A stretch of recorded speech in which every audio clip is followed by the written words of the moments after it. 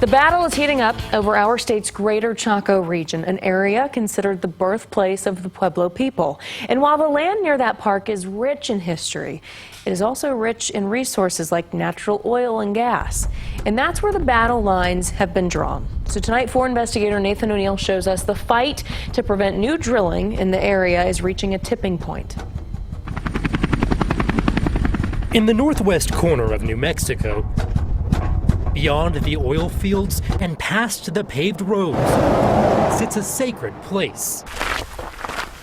Chaco Culture National Historical Park offers a window to a world more than 1,000 years old. But it must have looked dazzling. It was once home to the ancient Chacoan people, and its impressive archaeological sites pepper the desert floor. Chaco National Park has long been protected by the federal government, but it's the land surrounding this park that's in question.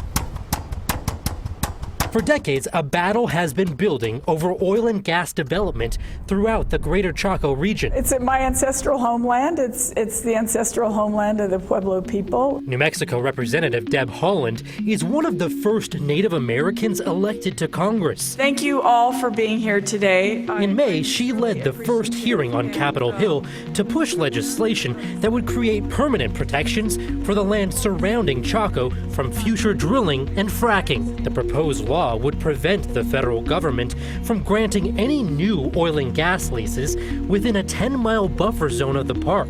The measure has already gained broad support from tribal leaders. We ask that you vote in favor of this important bill. This place is sacred and deserves permanent protection. The bill would not affect private land or any existing developments.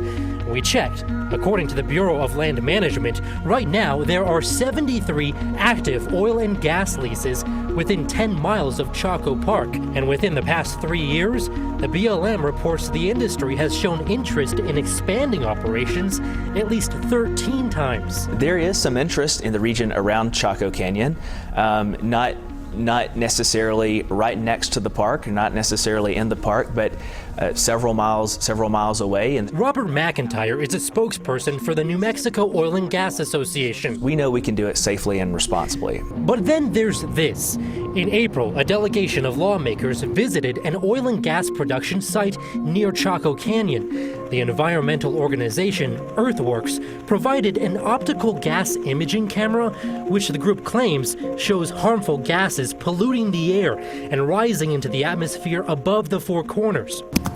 We wanted to know more about that video, so we emailed Earthworks. The group admits they do not know specifically what is in the plume, but insist it could be one of 20 pollutants detected by the camera. We took that video straight to the industry. When you see that video, what is your response to the claims that are being made in association with it? I think videos like this are designed to instill fear. They're designed to mislead. They're not designed to have a substantive conversation that's based and grounded in facts. New Mexico Representatives Deb Haaland and Assistant House Speaker Ben Ray Lujan are convinced this video provides proof of dangerous activity. You can look through them and see methane spewing out of these pipes at various sites. But it hits you. When you're smelling it and you can see it, I can't describe how it makes you feel. It makes you angry, it makes you mad. Recently, the Trump administration offered some relief to those trying to preserve the land. Now, just last month, the Interior Secretary granted a 1-year moratorium. It bars any new oil and gas leasing within 10 miles of this national park. But some say that doesn't go far enough. Congressman Ben Ray Lujan fears the Trump administration could easily change course. President Donald Trump overturned executive orders that were put in place around methane flaring, for example, and protected areas around Chaco. That's why this legislation matters so much. The fight over the future of Chaco has spanned at least 3 presidential administrations. Both sides agree, though, it's time for a final decision on the matter. We believe we can safely produce oil and natural gas within that region, within that buffer zone. We have to honor our ancestors, and one way we can do that is to ensure that we protect that space. The New Mexico Oil and Gas Association reports methane emissions in the San Juan Basin have declined by 55% since 2011. And just today, they released this report, which outlines how the industry and the state can work together to reduce emissions even further. The biggest takeaway focuses on annual leak detection and repairs. I'm Nathan O'Neill, 4 Investigates.